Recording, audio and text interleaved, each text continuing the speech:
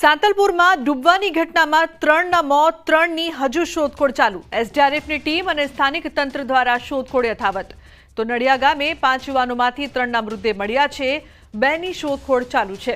તો સાંતલપુર ખાતે 3 યુવાનો ડૂબ્યા હતા, જેમાં 2ને શોધી લેવાયા હતા, 1ની હજુ પણ શોધખોળ ચાલી રહી છે।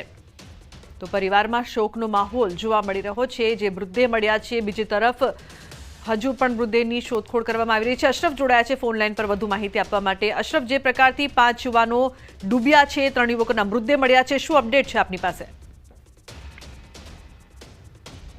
જી અશરફ।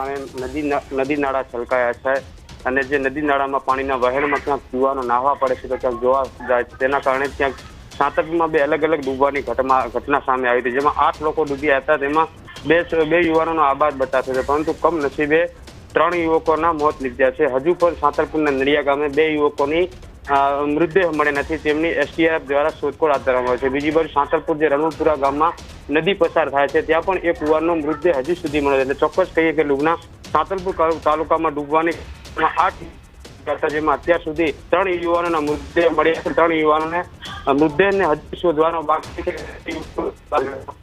કે અત્યારે જે રીતે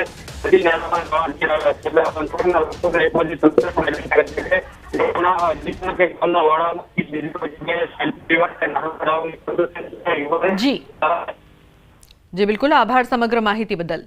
તો ડૂબવાની ઘટનામાં 3ના મોત।